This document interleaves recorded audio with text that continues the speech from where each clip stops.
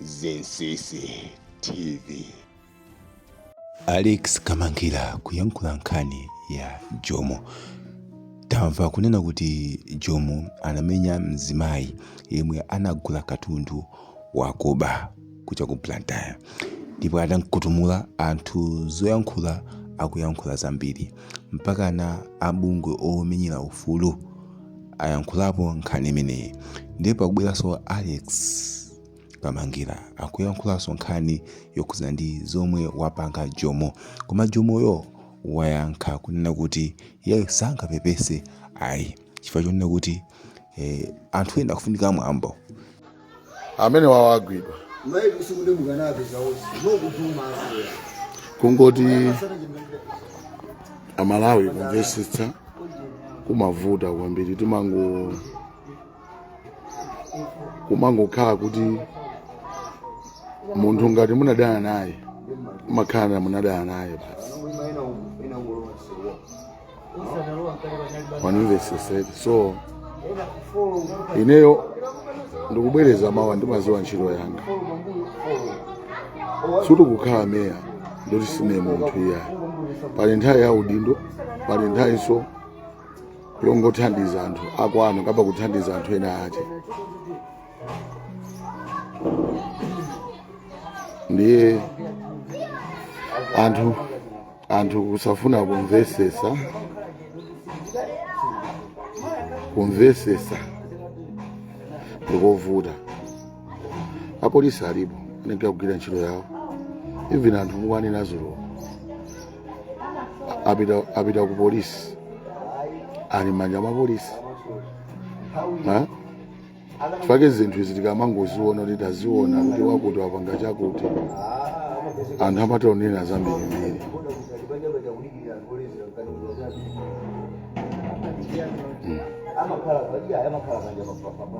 Ineyo I always stand for the truth and I will not tolerate people doing nonsense. Ndicholinga choti ena aje muzizuzula, ena aje muzinyoza, ena aje muzitukwana kuti Jomo this, Jomo this. To control the situation we need to have a discipline. Malawi inekai kale ya discipline. Austin, I can't apologize. This is bebesa zajani. Zomwe ndizi bebesa odenda kwa jani. Mundu uze kuti Jomo bebese ndi bebesa odenda tani.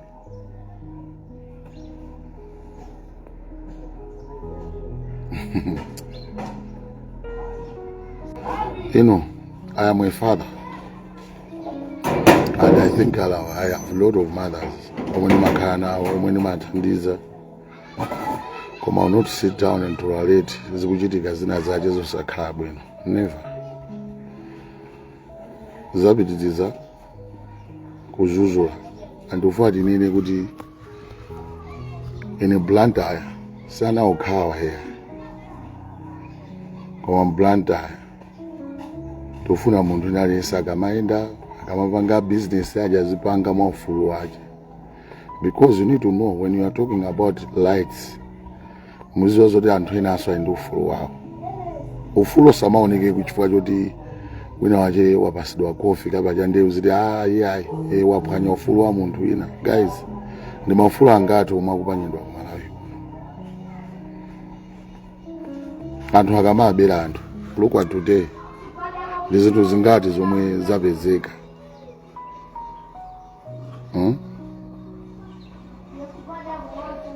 Issue ya Jomo ndi issue yaikulu kwambiri.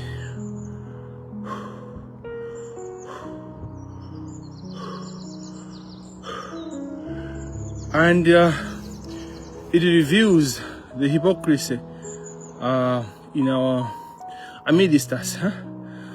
Ndi encourage chewa khani ya Jomo akummenya nzimayi mambama ni khani ya ikubwesa pambamba what we call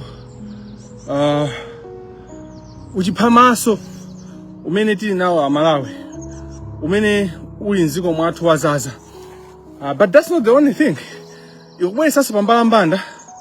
Rule of law. That's what happens when rule of law has been thrown into the bin, has been thrown to the dogs. Zigo,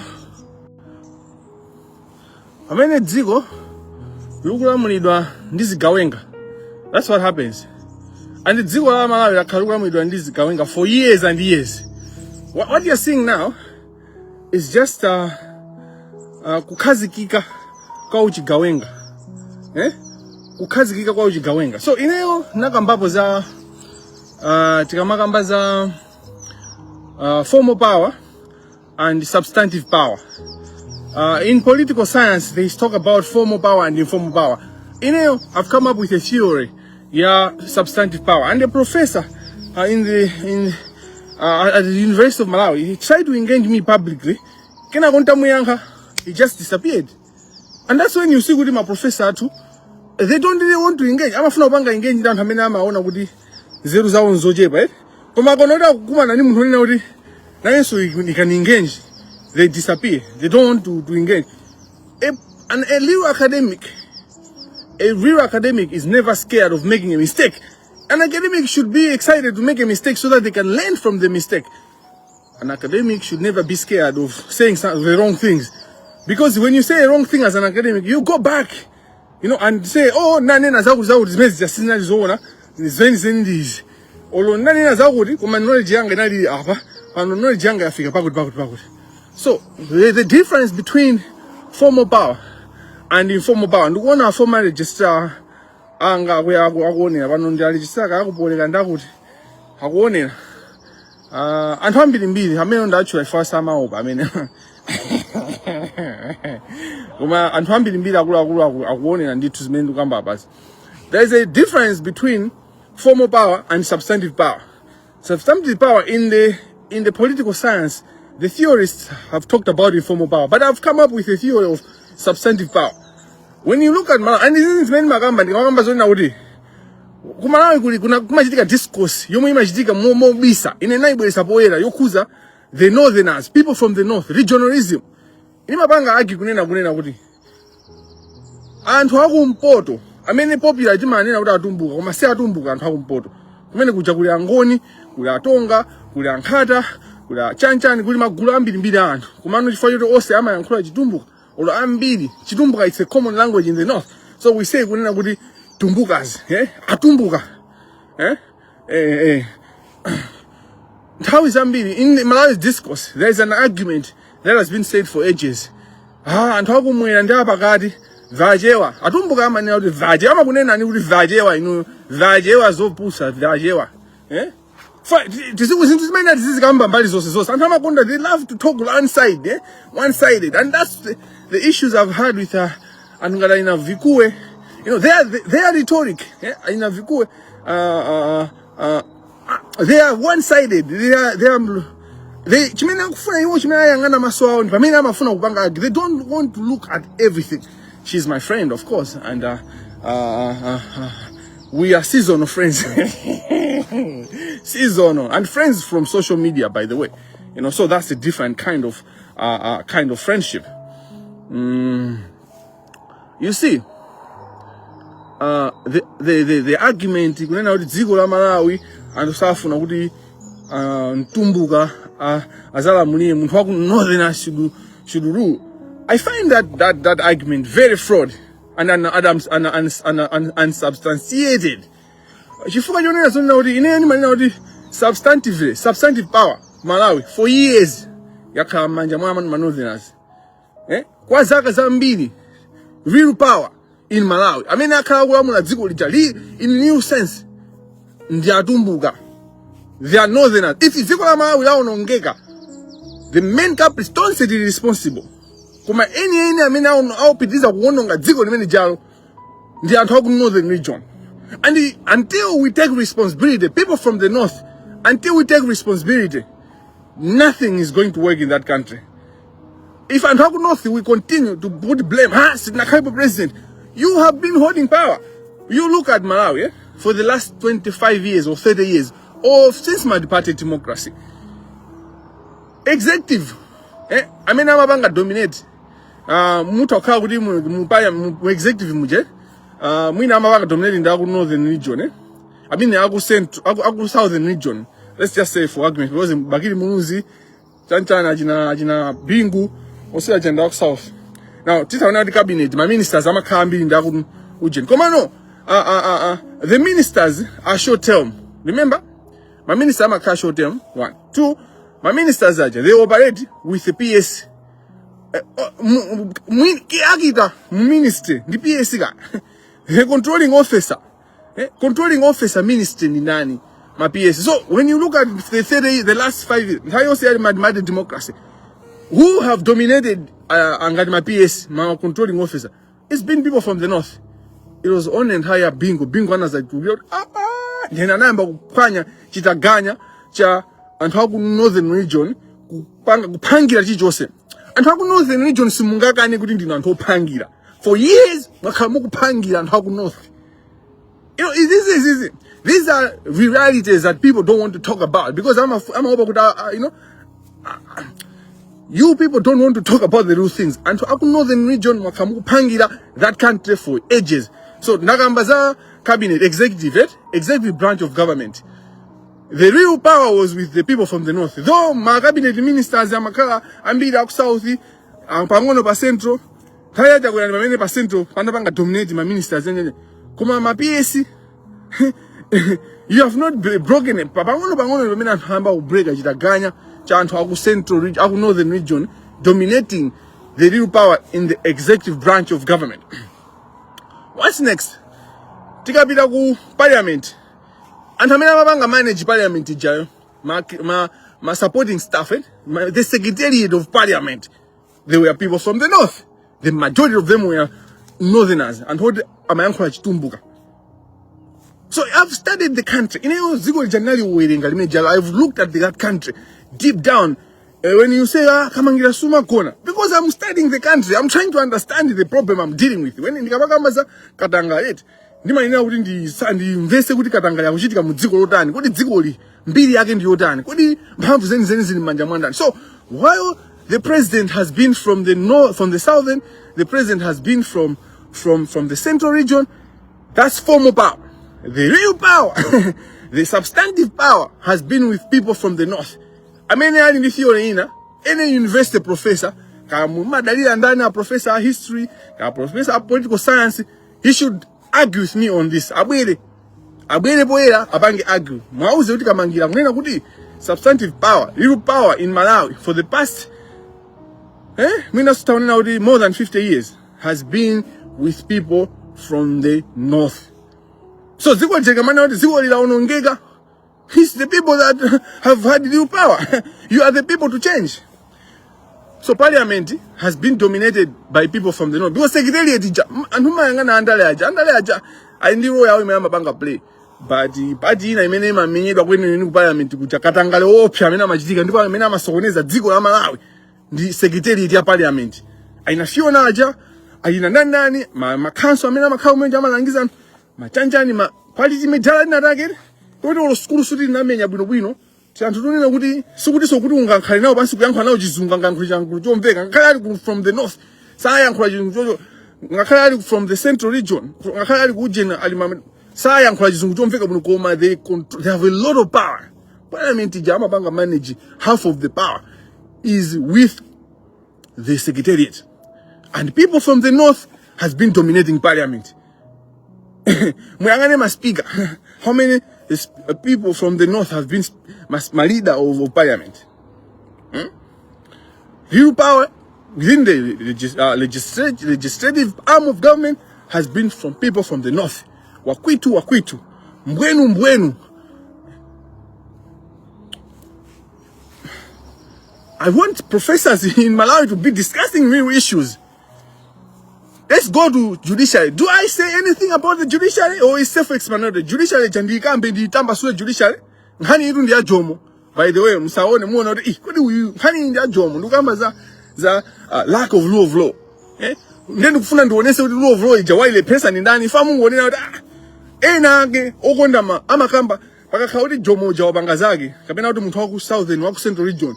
Some people will talk about it because nga ujani kodi ndaku central region ena akamba zimene zifanda kujani ndaku northern region ndakupusa kumeneko ndikamena kuti anthu opusa ndikamena kuti you're stupid. That's the thing. The fact that the president akuchokera region doesn't mean that the region has got power. Now, ndakamba za judiciary. Now, let's talk generally.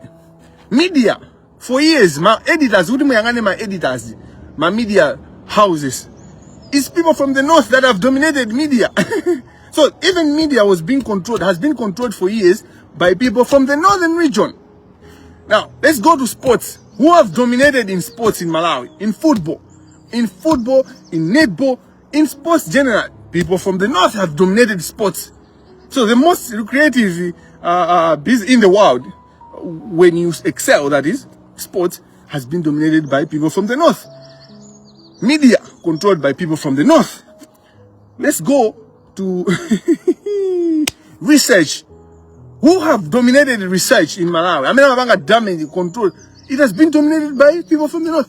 Running affairs of my university. I mean, Mabanga manage my university for years. I mean, Mabanga dominated managing my university and people from the north. Then Ingana Jaga Makonza, Musida Bogudi Chancha, no. They control the system. You are Jana in power. People from the north for years. It is just since Bingu Jamino Jayo, Mungazimu Dalisa, Zimuage Mungazu. But Bingu, anaona system chair sama ziwa zimezi kujitika chair. Anangu kaungu jenjila pa mamba kuma chair. Bagini muzi anayi watu tuoli menantu. So bagini muzi ama popeda. Dr. Bagini muzi ama popeda kuti ananifana over town. Bagini muzi wozi anani munhu gona koma pamamba amaonika uchenjira. As a president, Panoba, he grew up and he became a father and responsible. When I engage him, I see the father in him. I see and you can't take anything away from him. And of course, even as a president, Bagiri Muza and Wakaranta is also in the Muntu. If I again, Anna now the name Zonyonga Zite, Bagiri Muzi in the president, Oyamba Kumana, Tessa, Zagudiantu, as he paid a good bomb as Zipamuntu on our behalf. Bagiri Muza, no, not on my watch. And I will love him for that. And he knows. My point is, President Ojenjira Oyamba Kumalawi anali Bingu Amtalika. You know, Bingu Janali wononga system with Jandu Kambaza and how many Nabibano quota system. Quota system was necessary, guy. If the quota system was not necessary, then no, you can't talk about the affirmative action. You can't talk about feminism. You can't talk about feminism. If the quota system was wrong, hello? If quota system was wrong, you can't talk about the in my African countries or my developing countries, Muzabanga support. You can't talk about making the condition better for these weak ones. Because that's all quota system was about. So, Mbabaka selectiveness, Mugamagamba analyzing the heart of justice. And okay, don't say if it we're not candidate in Zim, we should be driven by the desire for justice. Everyone, each one of us, moved by justice. Now, let me proceed on real power, substantive power. Even in research, universities dominated by people from the north. Now, Ndagamba many was real power versus substantive power. And substantive power, let's go back to the issue now. Ndugamba za rule of law. Kuti zimene wabanga Jomo kumamenya amayaja. Ndizintu zimene zili zokuti zikuonesa kuti dziko lathu lafika potani pankhani yosata malamulo ndi kusasata malamulo. The fact kuti Jomo anawina ukhansala, the fact kuti Jomo anakhala mayor, anakhala deputy mayor, banongo zasankhidwa mayor, zikuonesa za mtundu wathu, society yathu mene yakhalira kusanduka kuti silemekeza malamulo tibe nawo ntchito. The fact kuti Ayuba James ndi MP ku parliament kuja izikuonesa kuti ife ndi anthu osasata malamulo, chifukwa ngati akuyankha malamulo ku Malawi society, milandu ku Malawi society yoti anaba ndalama za client, and milanduyo ndiyo khazikika ndipo ili pali umboni mwina umboni mutha kuukana kuti mwina ukayikisa koma umboni ulipo wandi ndipo institution ngati Malawi society nabanga sindu nati uyuyu achoke timuchose iyo chandu kangotenga injunction. With the injunction akayima kugulantu asankha kwa the fact kuti gift nankhuni akumazitsapa nokuti impi gift nankhuni ndi the fact kuti achina Norman Chisale aja anawina MP akuyankha milandu ya serious yobera Malawi 5 munthu akuyankha milandu yodana abera Malawi then munthu amene mukumusankha su parliament within the same period, and then it's a revelation of a society that has no regard to rule of law. We don't care about rule of law. Section 12 doesn't matter to us. The constitution doesn't matter. And then vote democracy. What the hell? Which democracy are you talking about? Parliament democracy. If you don't have rule of law, ngati simukulemekeza malamulo, simungakambeza democracy ka. For democracy mabanga weki when there's rule of law, when anthu akapezeka kuti alakwa ulakalakwa agwirwe ndithu ayankhe milandu yawo mwachilungamo ndipo mpaka na kumapito kwake nkhani ioneke. If you don't have that, you can talk about democracy. Jomo samayenera kukhala close to any public office chifukwa chani. Jomo ani milandu yosatha yambirimbiri. Koma mulandu waukulu ndi wa Robert Chasoa. Jomo so muno uja ana khuzidwa ndi nkhani ya Robert Chasoa. Kupha kwa mwana wa skulu wapa university imene imachedwa polytechnic at that time. Ndipo ine nthawi imeneyo ndinali ndikupanga observe. I was old enough to see what was going on. I was in college, I think ndaiwala kuti ndi 20 chaka chani kandi 2012 kandi 2011 komano nthawi imeneyo I was very active. In fact anthu amene ndinaphunzira nawo ku Chansa College, they will tell you ndinkalemba a paper. I used to write my own paper. I called it Kalexus. I used to analyze the politics. Nthawi imeneyo bingu akuyaka moto in a bad way. Akuphwanya malamulo bingu ja akufinya anthu akumanena paja nthawi imeneyo ankana kuti mukalowa kuuna ndikupezani kuna konko ndipepera ko usi I smoke you out.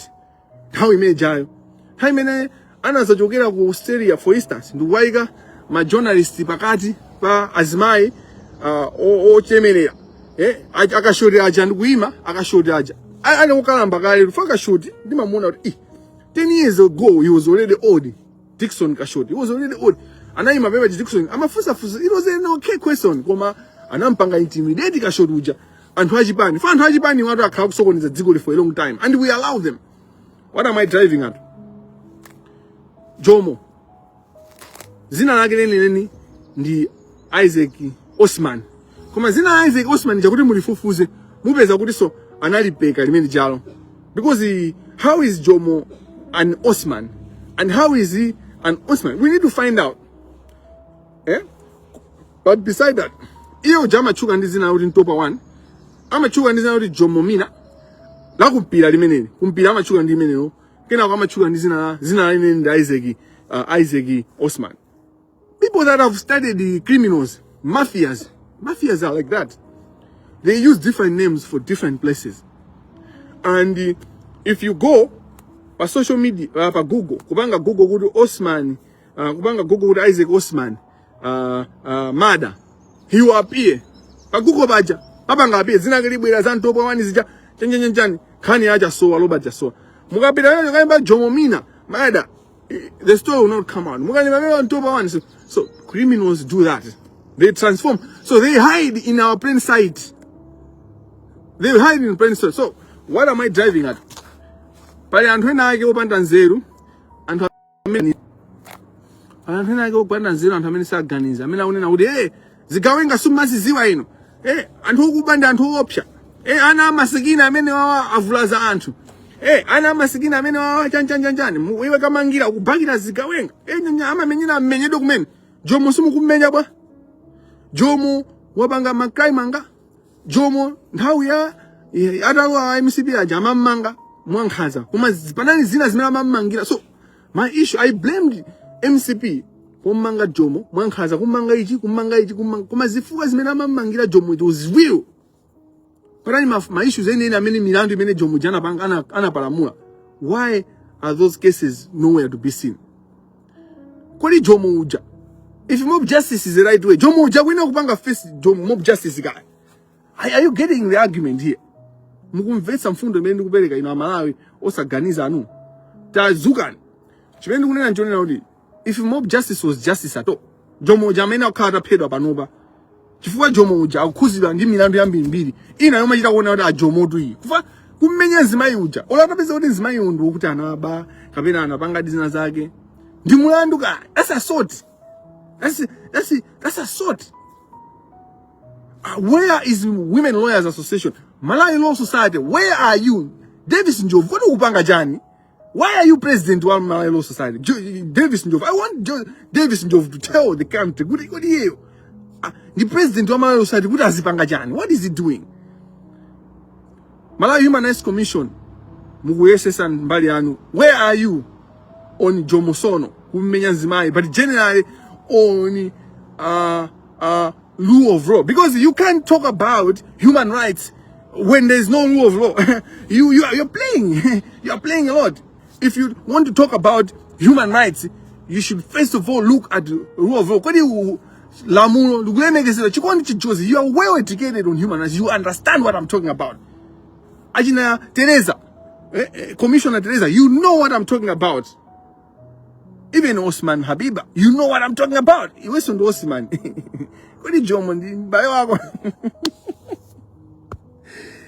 Ajina Habiba, you know exactly what I'm talking about. Kuti, you need to look into what my Human Rights Commission does most of the times. Imabanga deal with my symptoms. But the governance is very, very important. Yeah? So that's why you have a whole department. Yeah, political, civil and political rights. Yeah, Ajina Chisi, Mr. Chisi, Peter Chisi. You need to look at situations where you prevent the government from taking actions, from allowing situations where maramuno naziphwanyidwa, naziphwanyira maufulu anthu osiyana-siyana. So real power versus substantive power. Real advocacy versus formal advocacy versus substantive advocacy for human rights. You know, zongo za cosmetic iziti nagaleka. Malawi police, Jomo has to be arrested today. Yesterday, Jomo Jaru Sakaso mayor. You know, that's what I'm grabbing up and over. Jomo Sakaso mayor, because you can't have a mayor who is beating up women, who is beating out anyone, even men. You can't have that. Jomo kwake kwata.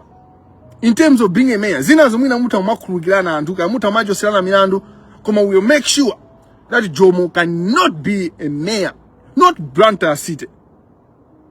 Kulilongo kumuta umakandi wandani awa amangonika muntu wolezi like Malawi. And there's a umbono kwani gangara anachita kumwika bo muntu kuchita kuopseza anthu amene amapita kukapanga zisankho zazimene zijazo iwo sabwere ndi kuombera iwe ndi kuphaine ena kwa abasandalama musayimire kuti pakhale amene alipo ngati sindi kumuzi waso zinake koma ndujana bwezedwa ku stadium munthu ane alisangazi yankhulire muganiza kuti amapanga campaign mwanja among the councillors even and he's actually from constituency ya Gangara here. So like the level of corruption in Malawi, it's unedited, you know. Suma kaso kuzambaisa umbava mema jita umasuka kuzambaita. So anyway, the bottom line is Jomo uja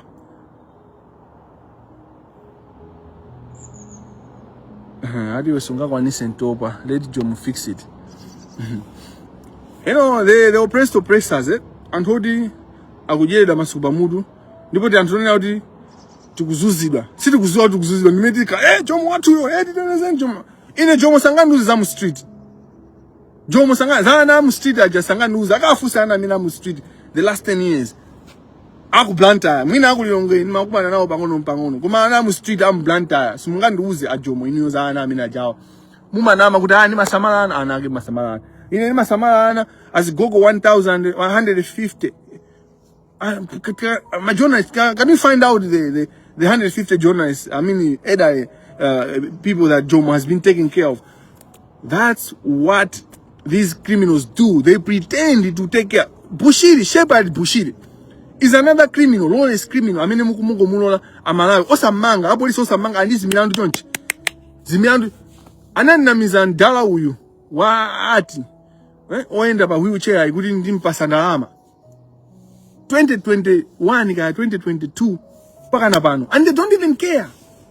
They don't even care. They can invest in money to kuda le perese kuda to move information. Go mosango denga nawo kumpasa muntu ovutikayo bwanji. They are like that. Ajina Bushirio.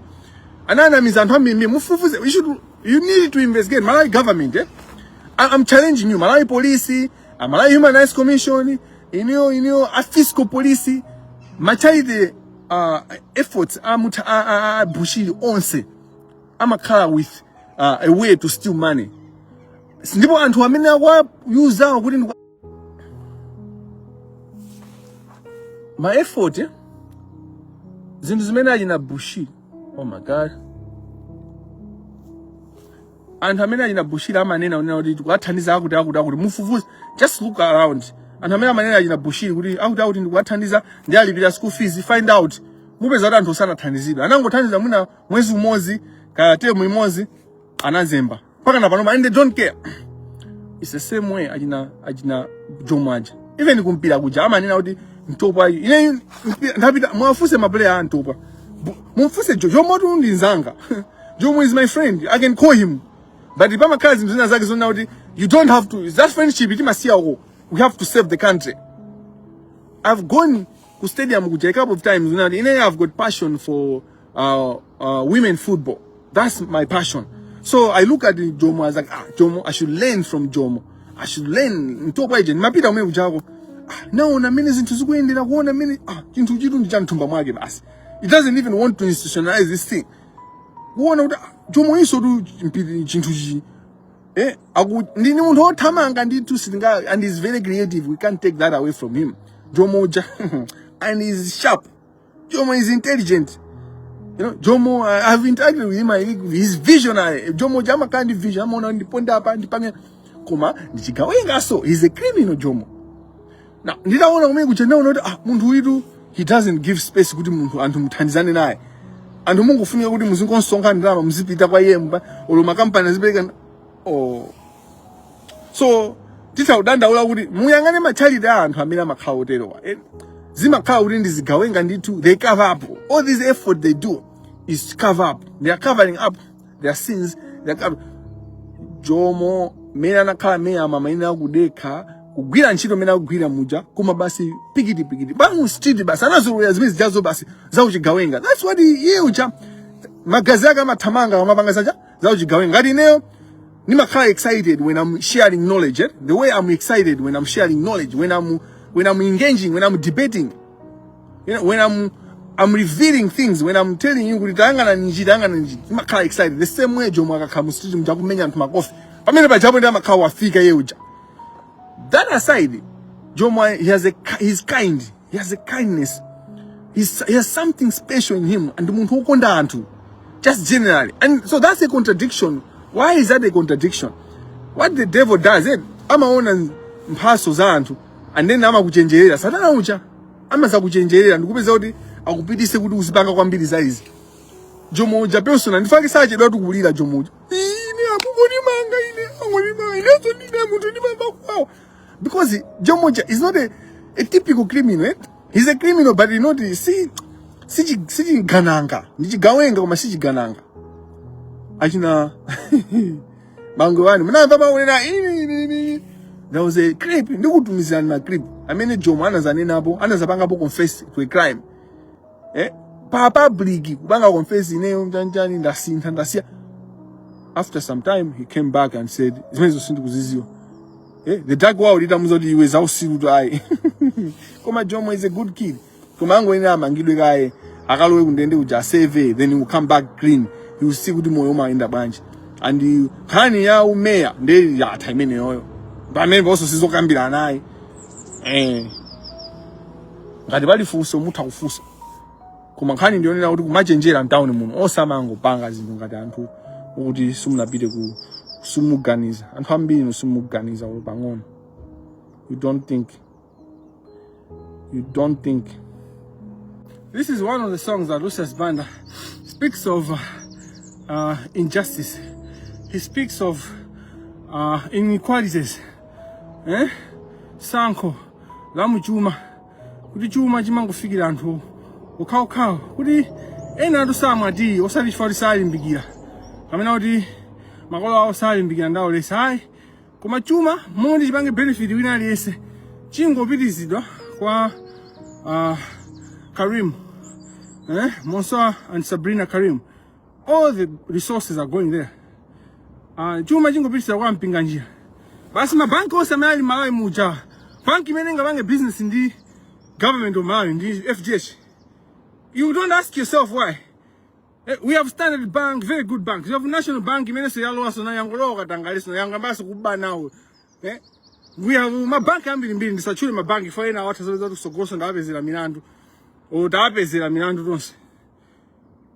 Lucius Banda speaks of those things. You know, he was very prophetic, Lucius Banda. Apart from singing Jigawenga, fighting the death penalty, he spoke of many social ills. You know, that's why I'm a soldier. I'm a soldier, I'm happy. Zimu wa soja uzagona. Zimu wanga uzagona. Ponena guti. Alenga yosa mwagani zi. Amadi, nikazama musasaji use zotokota. When I die, but that's exactly what happened when Lucius Banda died. My speech useless and people turned everything into a circus. But Lucius Banda had told you, don't worry about talking about me when I am dead. Zimwanga uzagona, ngadi anthosa uka, akusamalidwa, ngadi injustice yikupanga the fight. That's what nobody am humbling be. I'm on Lucius Banda uja. He touched your lives. Lucius Banda, but you see corruption happening, you look the other side. You actually clap hands for the corruption. Yes, we can say Lucius Banda was also dancing with the corruption. He was dancing with SKC. He was dancing with Chagwea. But that's not the issue. The issue is what did he say? And follow his words. Are you following Lucius Banda's words? Are you Lucius Banda ujanari do? Abali na lose. Maka azmai. Lucius Banda, a soldier, soldier. What are you doing? I know azmai munim hamvu. If azmai, munim hamvu. Azmai aku Malawi kusogoa kwet. Tika mbila naonena kuti. Azmai musatsegule miendo. For the country, for any man, for any man. There will be a time will involve women. Don't open your legs to men until things change in that country. That will work. Trust me.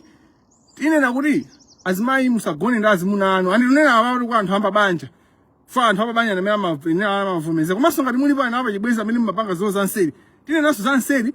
Don't open your legs for your men until the country changes, and that works. There was a time in Israel kandi kuti nkhondo kuti yende bwino azmai announced that don't do this with your men. That's what we are going to do. Kusogoko komazi bambo musalolele kuti mpaka nazimai ambe kukukanizani kukhala mmoyo wanu mwantendere nkuti nkana kena kuti thani ndikatangale.